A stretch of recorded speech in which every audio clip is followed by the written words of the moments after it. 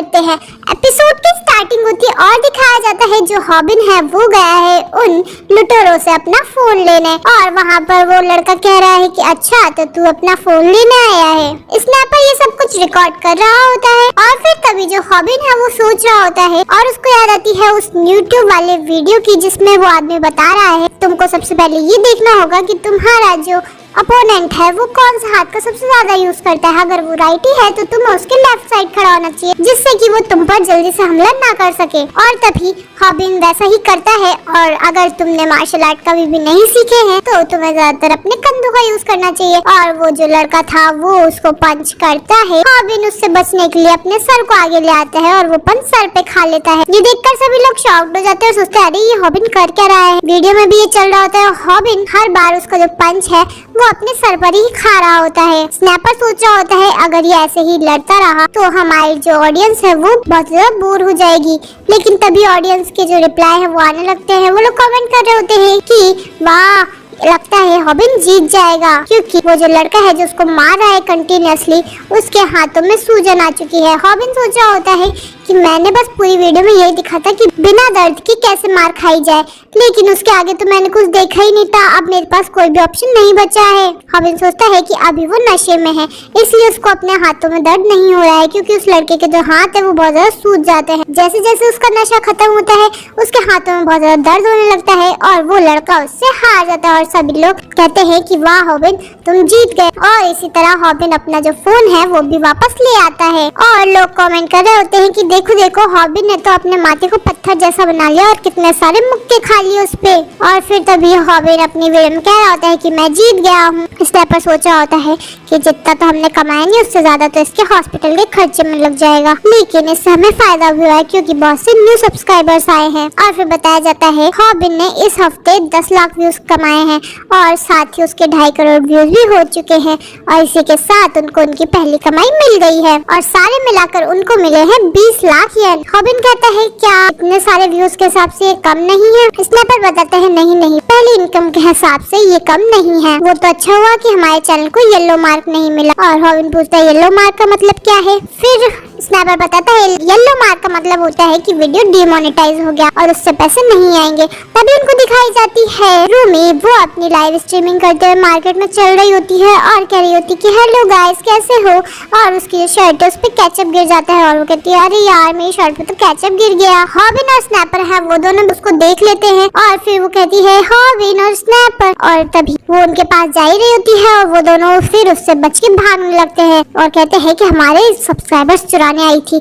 अच्छा हुआ हम उससे बच गए। और फिर वो दोनों पहुंचते हैं मार्केट में। मार्केट में एक दुकान दिखती है, एक डमी पर एक सुंदर सा जैकेट टंगा होता है और ये देखकर हॉबिन कहता है कि वाह कितनी बढ़िया है, ये सच में 30-40 हजार की तो होगी ही। और सोचता है मुझे अभी तो पेमेंट मिली है, मैं इसको खरीद ही सकता हूँ। जैसे ही वो उसके रेट देखता है 1,40,000 और वो शॉक्ड हो जाता है, कहता है इतना तो मैं स्नैपर को ही दे देता हूँ। नहीं नहीं मैं इसको नहीं खरीदूंगा, इसको मैं बाद में खरीदूंगा। और फिर तभी वो स्टोर के अंदर देखता है कि स्नैपर उसको खरीद रहा होता है। हॉबिन स्नैपर से जाके बोलता है तुम क्या कर रहे हो, तुम्हारी पूरी कमाई इसमें ही चली जाएगी।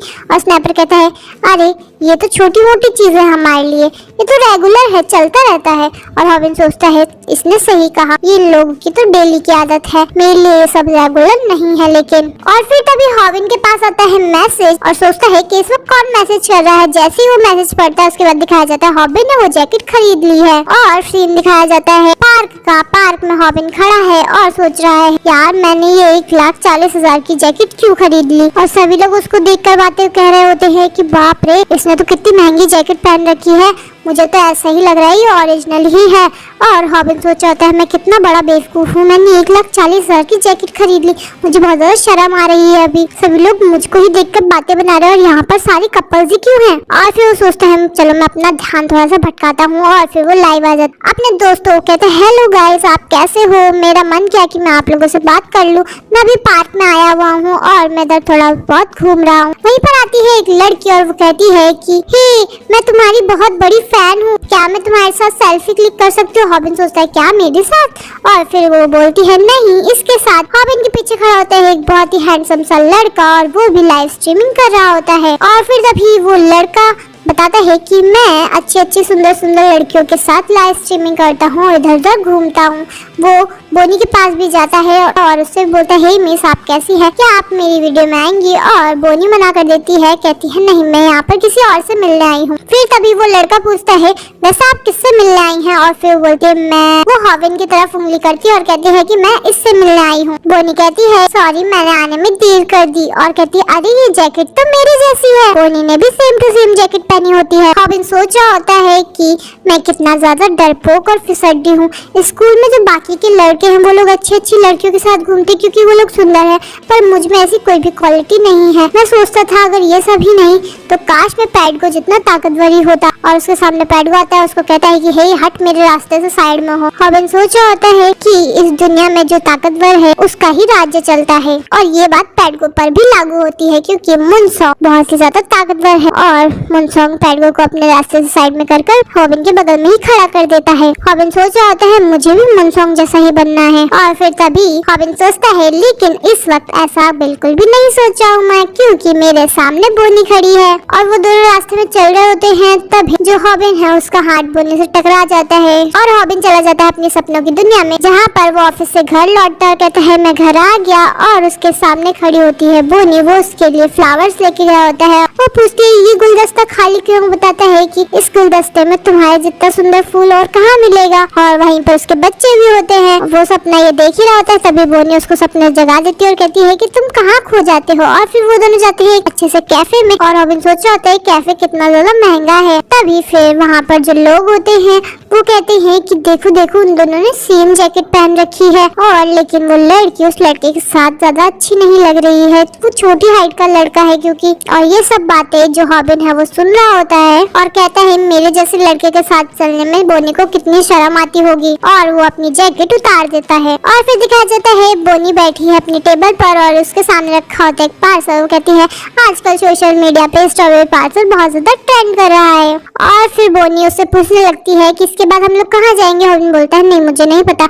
हाँ, उससे पूछती है तुम्हारी हॉबीज क्या है। वो बोलता है नहीं मेरी कोई हॉबी नहीं है। वो जो कुछ भी पूछ रही होती है वो उसका कोई भी जवाब नहीं दे रहा होता है सही से। वो कहती है ठीक है अब मैं चलती हूँ, क्योंकि तुम चैट्स पे तो इतनी बातें करते हो लेकिन तुम सामने आकर तो मुझसे बोर हो रहे हो लगता है। सॉरी अगर मैंने तुम्हारा टाइम वेस्ट करा हो। और फिर हॉबिन कहता है कि तुमको मेरे साथ घूमने में शर्म आती होगी ना कि मेरे जैसा छोटा हाइट का लड़का तुम्हारे साथ घूम रहा है। उसको कहता है सॉरी, मैं आज तक कभी किसी लड़के के साथ घूमने नहीं गया हूँ, ना ही कभी इतने महंगे कैफे में आया हूँ और मैं ज्यादा लोगों के साथ रहता भी नहीं हूँ, इसलिए मैं तुमसे ज्यादा बात नहीं कर पा रहा था। तुमने पूछा मेरी हॉबीज क्या है, तो मेरी हॉबी ये है कि मैं घर पर बैठकर बस यूट्यूब की वीडियोस देखता हूँ। छुट्टियों में भी मैं कहीं नहीं जाता हूँ क्योंकि मेरे कोई दोस्त नहीं है। और कहता है मुझे नहीं पता है कि मुझे कैसे बिहेव करना चाहिए। उसको बहुत पसीने आ रहे होते हैं। बोनी बोलती है हॉबिन तुमको पसीने क्यों आ रहे हैं इतने? और वो शर्मा भी रही होती है। हॉबिन बोलता है इस साइड गर्मी ज्यादा थी इसलिए मैं इस साइड बैठ गया ताकि तुमको गर्मी ना लगे, और साथ ही मेरे सामने तुम भी तो खड़ी हो। और बोनी और भी ज्यादा शर्मा जाती है और फिर बोनी खुश हो जाती है और फिर वो दोनों कैफे से बाहर निकलने लगते हैं। उनके पीछे दिखाई जाती है वही लड़की येलो जैकेट वाली और वो कहती है हॉबिन तुम तो कमाल के हो।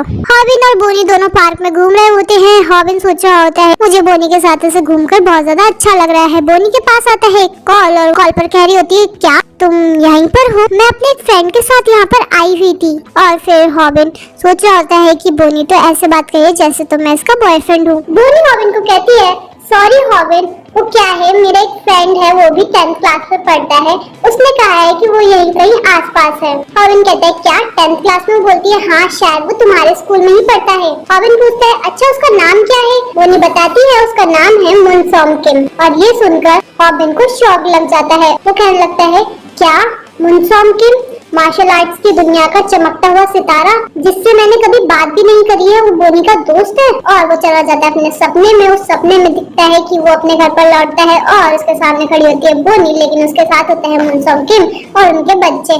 और मुनसोंग किम को बोनी कहती है कि ये कौन है? और मुनसोंग किम कहता है ये कोई लूजर है जो अपने सपनों की दुनिया में है। बोनी कहती है शायद तुम उसे नहीं जानते। और हॉबिन कहता है नहीं मैं उसे जानता हूँ, मैं और मुनसोंग किम बहुत अच्छे दोस्त हैं। और बोनी कहती है क्या सच में? और फिर वहीं पर आता है मुनसोंग किम। बोनी मुनसोंग किम से पूछती है कि क्या तुम दोनों सच में बहुत अच्छे दोस्त हो? और मुनसोंग किम कहता है क्या मैं और ये? और इसी के साथ जो ये एपिसोड है वो यहीं पर एंड हो जाता है। अब देखना ये है कि मुनसोंगकिन क्या बोलता है। क्या हॉबिन का जो झूठ है वो पकड़ा जाएगा और इन दोनों की लव स्टोरी यहीं खत्म हो जाएगी, ये तो पता चलेगा नेक्स्ट एपिसोड में। अगर आपको ये वीडियो अच्छी लगी हो तो इस चैनल को सब्सक्राइब कर देना, वीडियो को लाइक कर देना और शेयर कर देना। नेक्स्ट एपिसोड के लिए नीचे वाली वीडियो पे क्लिक करें और इस एनिमे के सभी एपिसोड्स देखने के लिए ऊपर वाली वीडियो पे क्लिक करिए।